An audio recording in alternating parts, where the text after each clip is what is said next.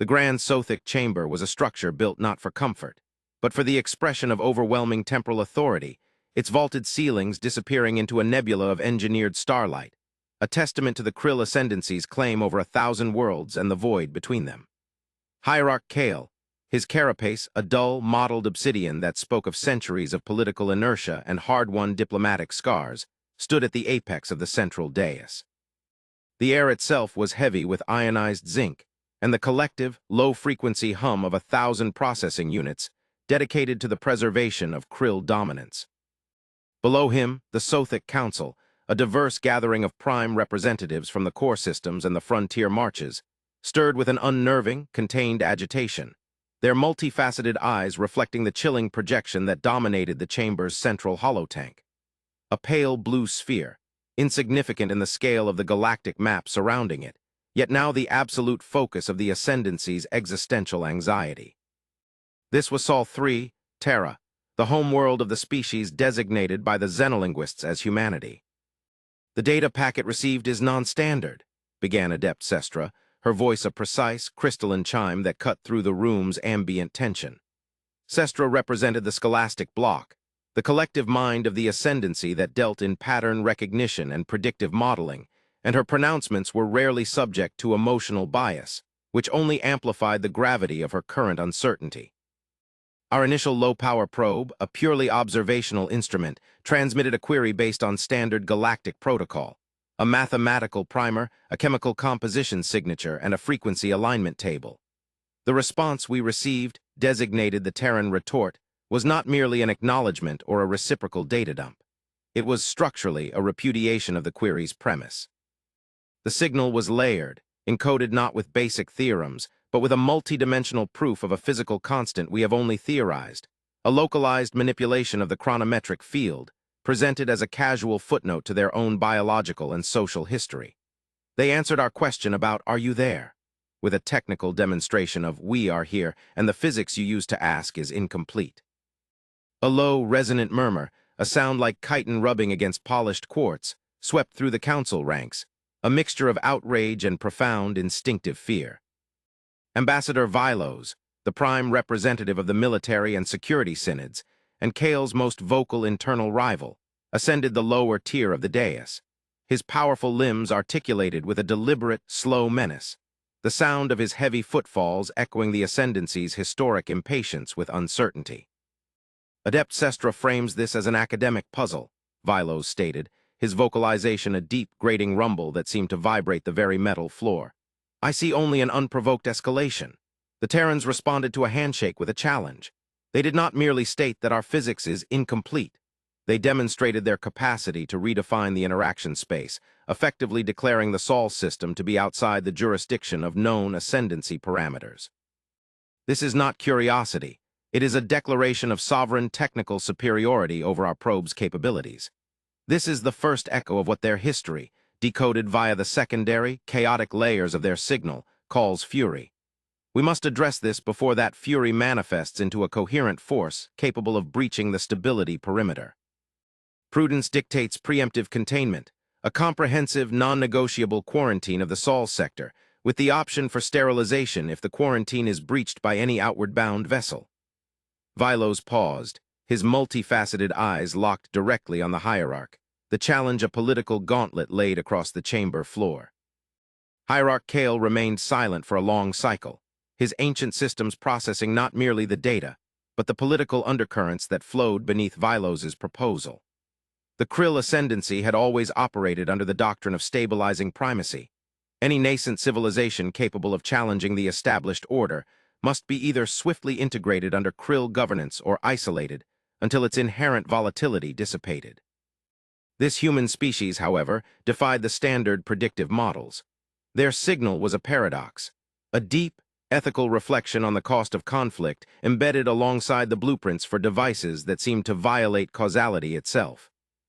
"Containment," Kale finally vocalized, his voice a dry, rasping whisper that commanded attention through its sheer rarity and political weight, "is a costly and often ineffective strategy against a species that appears to possess the keys to circumventing three-dimensional travel limitations. Sterilization is a commitment to a war we do not yet under." Our stand against an enemy whose very presence undermines the foundational science of our own supremacy. Adept Sestra, elaborate on the psychological profile derived from the tertiary layer of the retort. Vilos speaks of fury. Is this the fury of a predator or the panic of the cornered? Sestra projected a series of complex sigils onto the holotank, a blend of linguistic, artistic, and historical data extracted from the Terran communication. Neither hierarch. The Terran psyche, as extrapolated from their vast, self-documented historical archive, is defined by an oscillation between self-destructive internal conflict and a ferocious, almost manic dedication to solving systemic problems once they are universally recognized. The fury Vilos mentions is a historical term, used to describe the overwhelming commitment of resources and will towards a singular critical objective, usually a survival imperative. The signal contained extensive emotionally charged narratives, poetry, drama, biographical accounts of their own previous near extinctions, ecological collapse, internal atomic wars, plague. In every instance, the species, having reached the precipice, responded not with collapse, but with a sudden, near-utopian surge of cooperation, logic, and technological innovation sufficient to reverse the trajectory. The fury hierarch is their will to survive, coupled with an ethical mandate forged in the crucible of self-inflicted disaster. They appear to view the stability of their environment, their culture, and indeed, the local galactic cluster, not as a convenience, but as a direct, non-negotiable extension of their own self-preservation. Their message contained no threat of violence, only an overwhelming, detailed warning about the logical, physical consequences of instability. Vilos scoffed, a violent displacement of air that echoed in the vast chamber. An ethical mandate, an academic curiosity. Hierarch, this is the most dangerous form of pretense. A species that documents its own historical capability for self-annihilation, yet simultaneously demonstrates technologies that redefine reality, is a chaotic variable that must be eliminated before its instability propagates. Their fury may be ethical, but its effect is still the destruction of the established order. We must send a deterrent fleet, not a probing committee, a force capable of enforcing the stability perimeter with absolute finality. This is not a philosophical debate. It is an action-response scenario for the security of the ascendancy. The chamber again filled with the restless sound of the prime representatives, the political tide clearly leaning towards the security paradigm championed by Vilos, the instinctual fear of the unknown outweighing the intellectual curiosity of Sestra.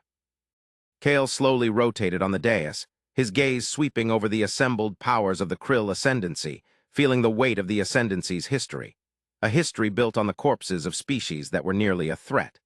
He knew Vilos's logic was sound, according to the ancient protocols, but the Terran retort had unsettled him in a way a purely aggressive transmission never could.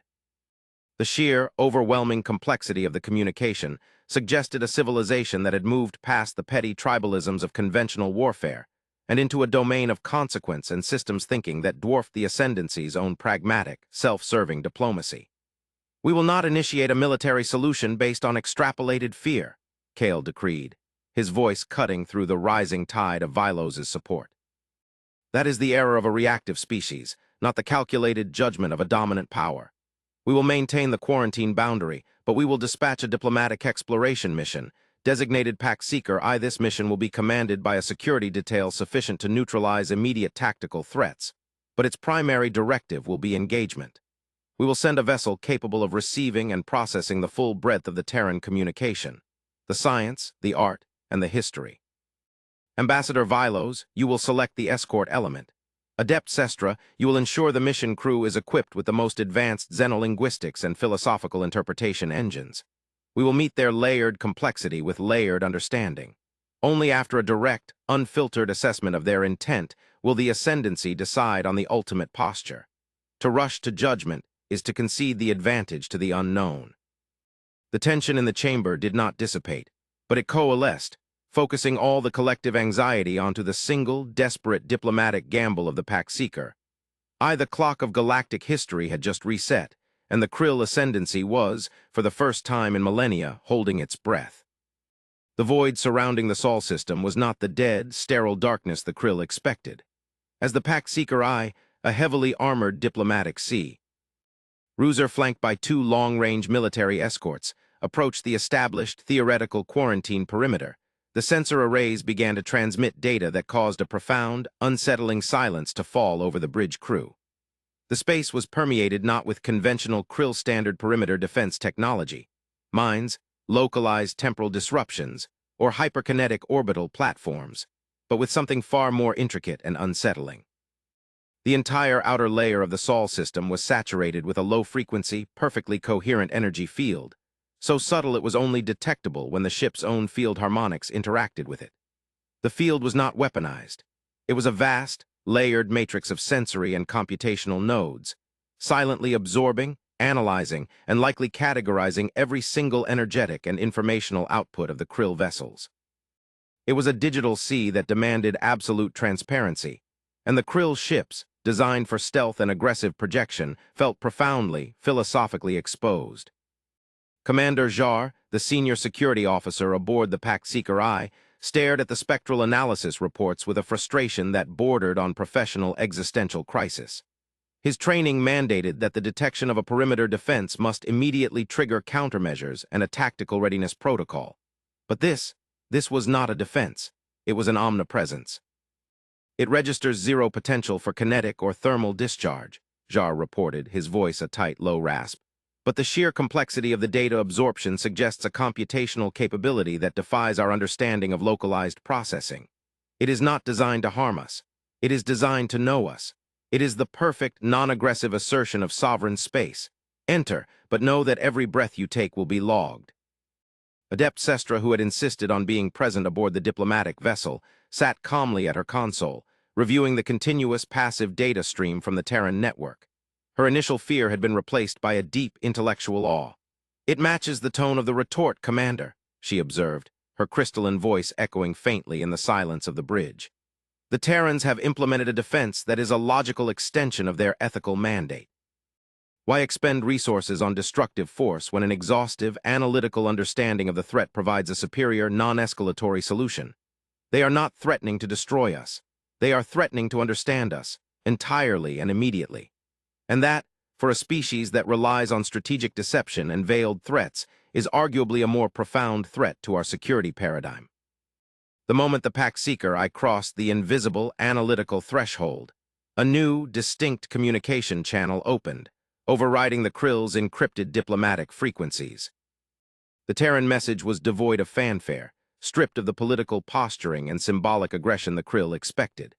The language was mathematically precise, culturally neutral, and delivered by a synthetic voice of absolute, serene calm. Unidentified vessels are now within the established Sol coherence zone. All non-standard energy projection and systemic disruption is now categorized. Your vessel identification and origin point have been correlated with historic galactic migratory and political data. You are identified as the Krill Ascendancy, operating under the political designation, Pax-Seeker I, and security designation, Armed Diplomatic Mission. Intent is presumed to be interspecies engagement, awaiting protocol request for first contact initiation. All Krill vessel energy signatures are being processed for systemic stability assessment. Please state your primary diplomatic objective clearly and without symbolic obfuscation. We have no protocol for uncertainty. The message repeated once, the calm, logical finality of the last sentence, asterisk, we have no protocol for uncertainty, asterisk hanging in the air like a metaphysical challenge to the entire history of Krill diplomacy, which was built entirely upon strategic ambiguity.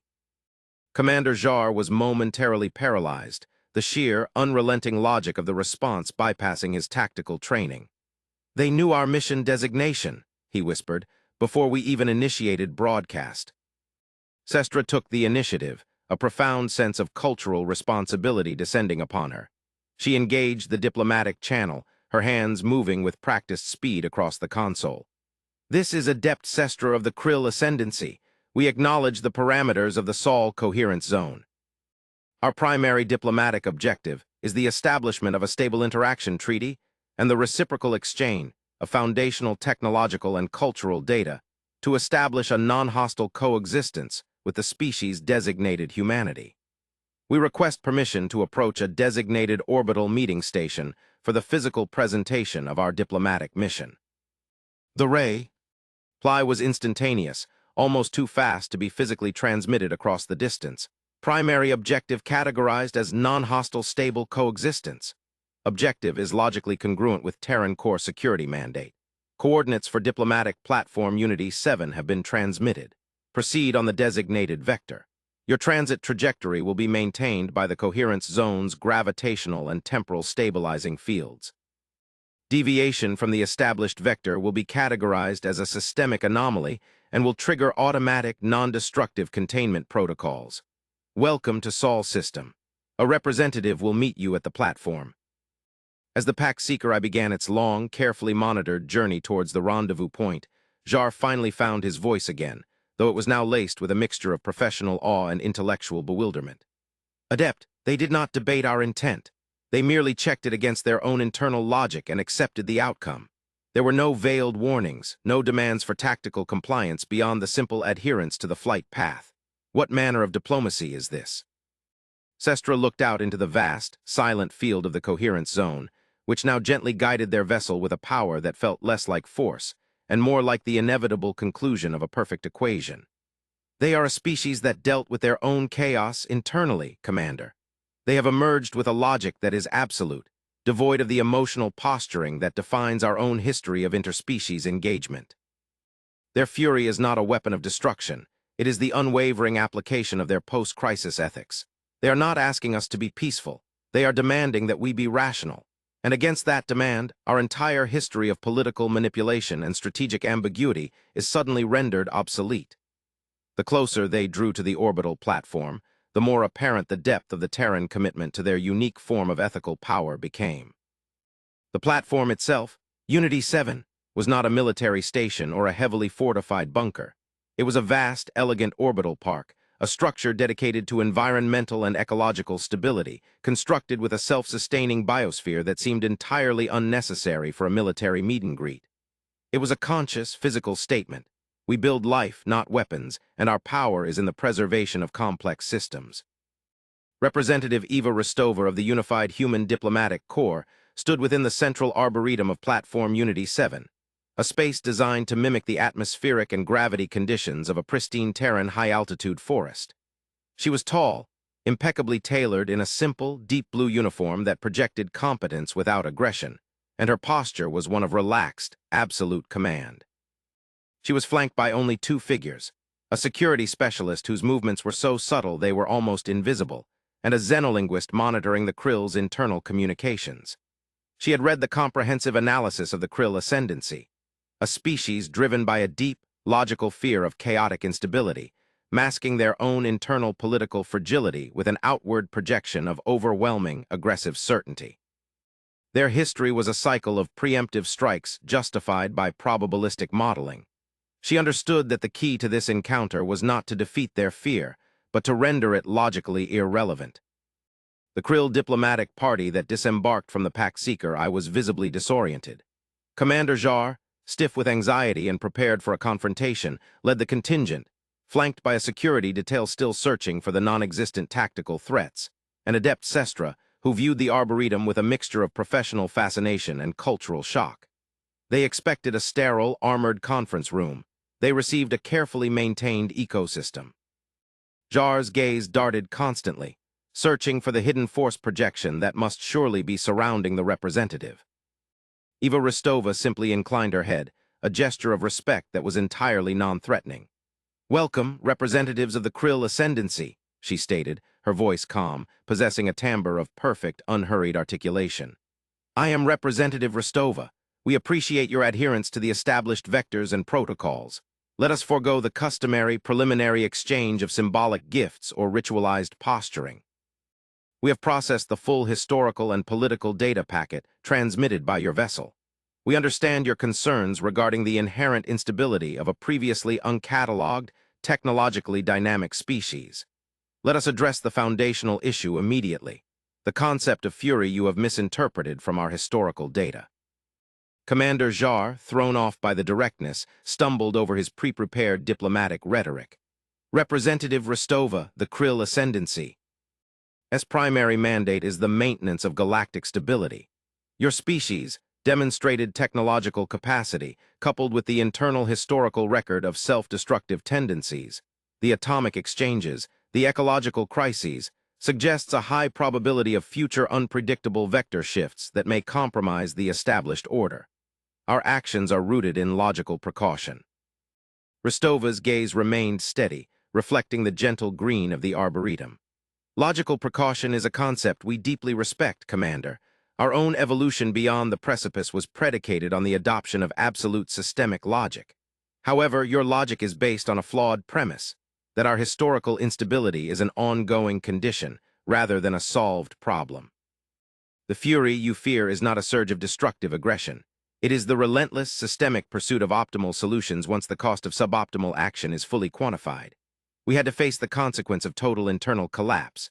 That experience forged a new imperative, that all resources, all intellectual capital, all political will must be directed toward the preservation of complex, viable systems. Our self-corrective mechanisms were, and remain, overwhelmingly powerful. That is the fury that awakened. Sestra, her attention fixed on the precise philosophical construction of Rostova's statement, stepped forward. Representative, your technology, the coherence zone, the manipulation of the chronometric field, is a demonstration of power unparalleled in the Krill sphere. Yet you do not weaponize it in the conventional sense. Why dedicate such overwhelming capacity to mere data collection and systemic stability? Your historical capacity for war suggests a clear path to galactic domination through conventional force projection. Rostova permitted herself the slightest smile, a subtle shift of expression that was devoid of arrogance, yet communicated a profound certainty. Adept Sestra, conventional force projection is an inefficient and logically bankrupt strategy. It requires the constant expenditure of resources, creates unpredictable blowback, and ultimately destabilizes the very system it seeks to control. True power is not the ability to destroy, but the capacity to control the variables that lead to destruction. The Sol Coherence Zone is a protective shield, yes, but it is also a declaration of absolute ethical transparency. We cannot be attacked with surprise because we know everything that enters our space. We cannot be provoked into a reactive war because we have already calculated the catastrophic consequences of all permutations of conflict. The technological display is not a threat. It is a demonstration of our commitment to ethical consequence. We mastered the technology not to fight the galaxy, but to permanently cease fighting ourselves, and that logic extends outward. Jar remained unconvinced, his military instincts screaming at the lack of observable hard defenses. But what if that logic is challenged? What if the ascendancy, in its pursuit of galactic stability, requires a resource or a territory that you possess? Your commitment to non-aggression will be viewed not as ethical logic, but as a strategic weakness to be exploited. Rostova turned her attention solely to the commander, her eyes conveying a deep, calm intensity that was more unnerving than any threat. Commander, you are still operating within the historical, scarcity-based paradigm of conflict. Let me present the large-scale reveal the Krill ascendancy requires for its logical precaution to be satisfied. She gestured toward a vast, panoramic window that suddenly cleared of its ambient biohaze, revealing the incredible, silent architecture of the inner Sol system. What the Krill saw was not a conventional planetary defense grid, nor the expected scattering of mining or industrial platforms. They saw the Ouroboros swarm, billions upon billions of independently functioning, solar energy harvesting and processing satellites, arranged in a precise, three-dimensional, concentric pattern around the Sun, an orbital megastructure of unimaginable scale. It was a Dyson swarm, but not a brute force shell. It was a living, breathing, dynamically balanced system designed to capture and process nearly the entire energetic output of the star, converting it with near-perfect efficiency into usable computational and material energy. The swarm was an exponential engine of production that rendered all arguments about resource scarcity utterly moot. This, Commander, Rostova explained, the gentle green of the arboretum reflecting off the swarm's distant, polished surfaces, is the physical manifestation of humanity's post-crisis fury. This system produces more energy and material resources in one standard Terran week than your entire ascendancy's infrastructure generates in a full cycle. The concept of taking a resource from us is rendered illogical. We can simply create more resources than the cost of the conflict. The concept of conquering a territory is rendered illogical we can sustain a population far greater than the ascendancy, without claiming another square meter of external planetary surface. We have transcended the logic of war by making it economically, logistically, and ethically irrational. Our power lies in our efficiency, our capacity to sustain a complex system indefinitely. You cannot beat a species that is not competing for the same finite resources you are. A chilling, profound silence descended upon the Krill delegation. Jar felt the very foundations of his tactical training crumble beneath the weight of this overwhelming, non-violent truth. Their entire history of military preemption was built on the assumption of scarcity and vulnerability. Rostova had just demonstrated an absolute, ethical power that existed beyond that paradigm. Sestra, however, felt a surge of professional exhilaration, the thrill of witnessing a logic so perfectly resolved.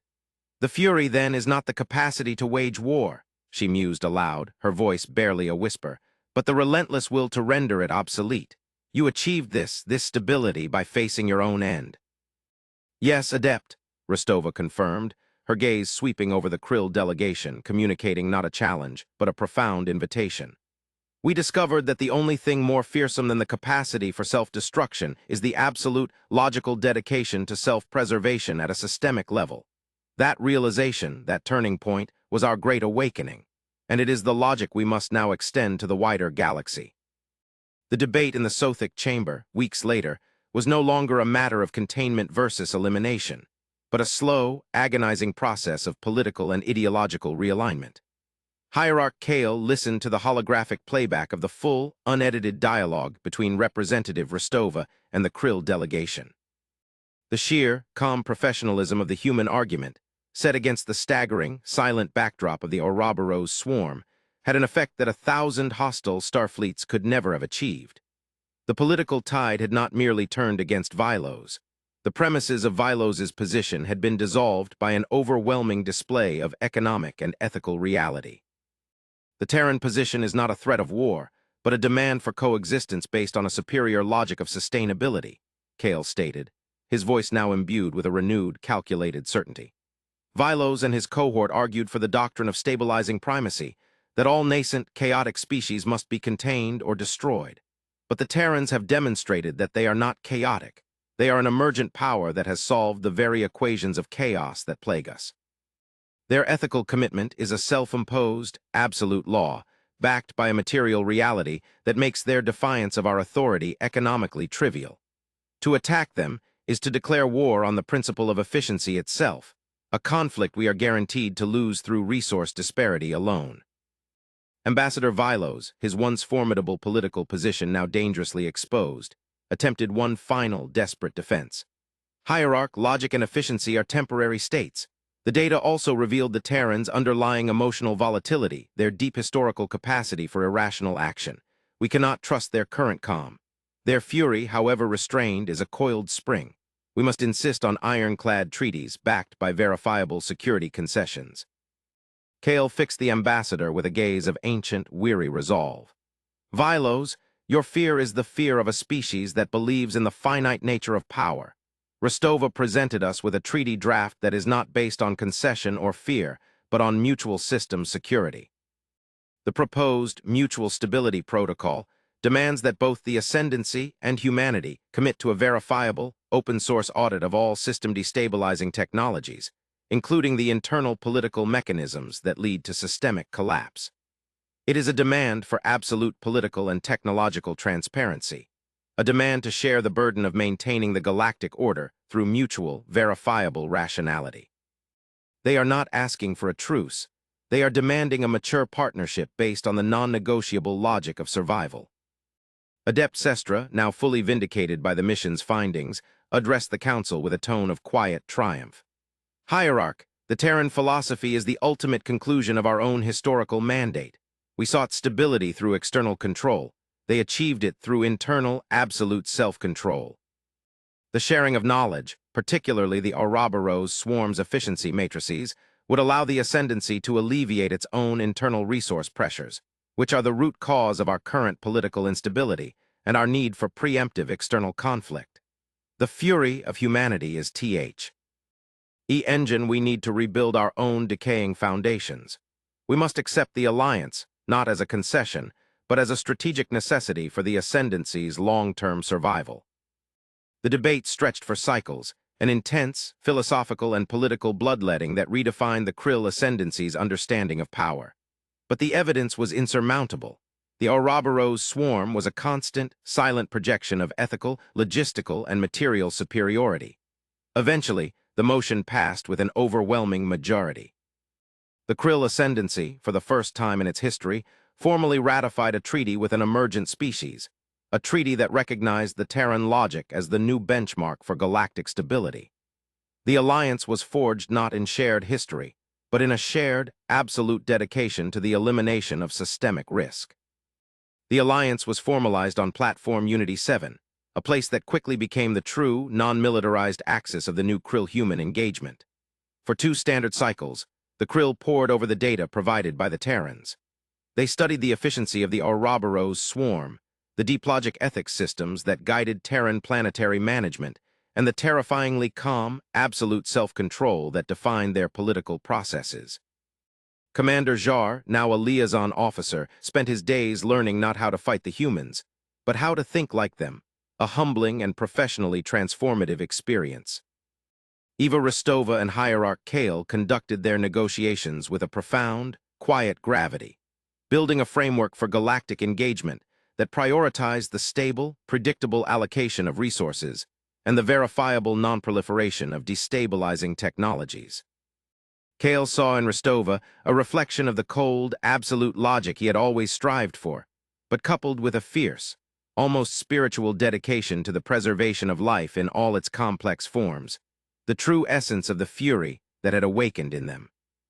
Hierarch Kale, Rostova stated during one long atmospheric negotiation, the silent grandeur of the Ouroboros swarm visible through the massive viewing port. Your Ascendancy's fear of instability is valid. Chaos is the natural enemy of all complex life, but you sought to solve chaos by imposing a rigid external order built on the assumption of scarcity. We learned that true order is built on abundance and absolute ethical self-control. The alliance is the fusion of your longevity with our innovation. We can stabilize the entire sector. Kale, now entirely free of his internal political constraint, admitted with a profound historical humility. The terror we felt upon receiving the retort was the terror of realizing we were no longer the apex predators of logic. Your fury is the most terrifying and beautiful thing my species has ever encountered, for it is the fury of an entire civilization dedicated to the preservation of its ethical imperative. We accept the burden of your logic.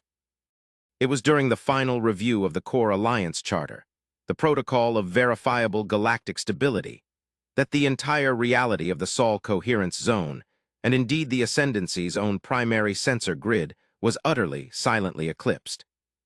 A deep, pervasive resonance, a wave of ordered, intelligent energy that bypassed all known communication bands, washed over the Sol system and propagated outward through the Krill Ascendancy's territory. It was not a chaotic signal, nor an aggressive one.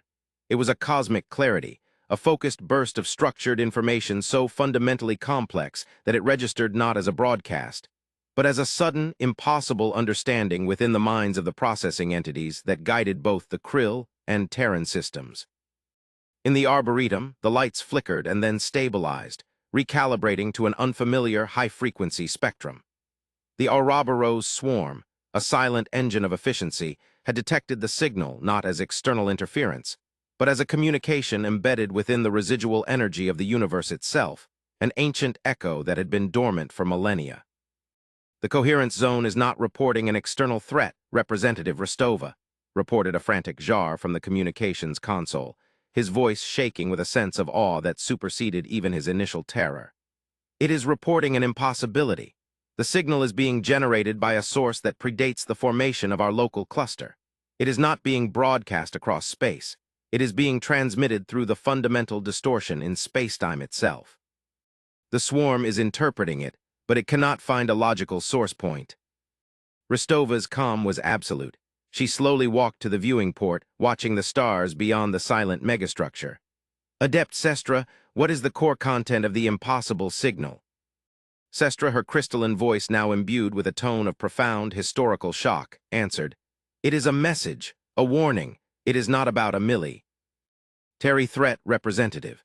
It is about the fundamental structure of the cosmos.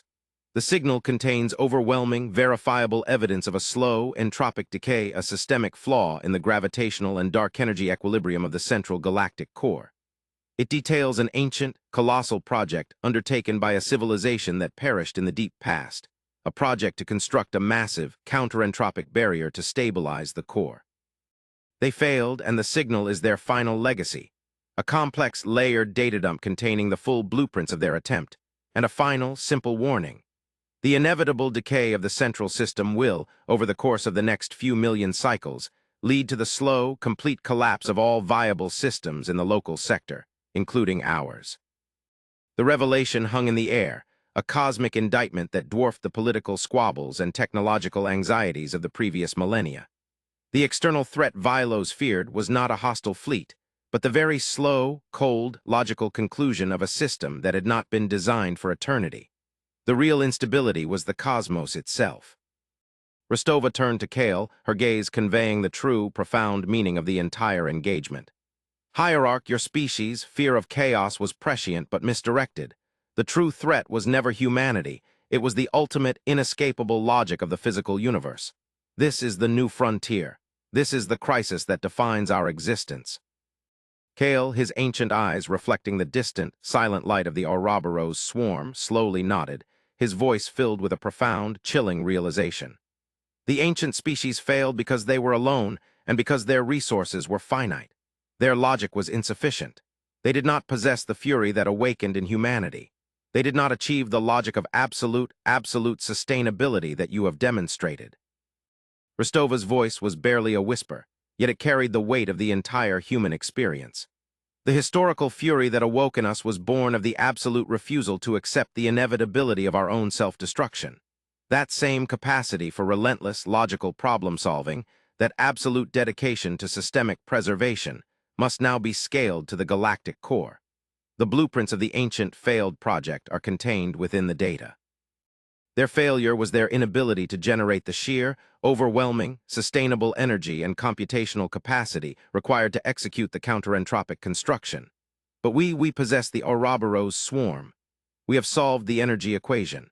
The alliance was not a diplomatic formality, hierarch. It was the final, logical alignment of two species required to face a crisis of cosmic scale. The hierarch Kale looked out at the silent, majestic sight of the human megastructure, a testament to a species that had survived its own internal apocalypse and emerged with the terrifying, beautiful certainty that all problems, given enough energy and enough will, were merely solvable equations.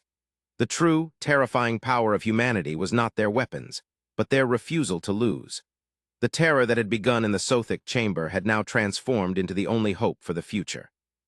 The fear was gone, replaced by the overwhelming, quiet certainty of a single cosmic purpose. The fusion of Krill wisdom and human fury was not a political maneuver. It was the birth of a new, logical imperative for the entire sector. The long silence of the cosmos had been broken, and the awakened human fury, the relentless pursuit of a solution, the absolute dedication to life, was precisely what the universe required to survive the long, cold march of entropy. Humanity's capacity to solve its own existential crisis was now the only force capable of solving the universe's. The final, silent reflection in Kale's mind was one of absolute, terrifying respect. We debated whether to contain them, when in fact, the entire cosmos requires their existence for its own preservation. Their fury is not an act of aggression. It is the sheer, overwhelming will of a species that refuses to die, and now, by their logic, they will not permit the universe to die either. The protocol of verifiable galactic stability, once a mere treaty, was now the blueprint for the largest, most critical construction project the galaxy had ever known. The final, absolute purpose for the Alliance forged under the cold light of a profound, new, cosmic truth.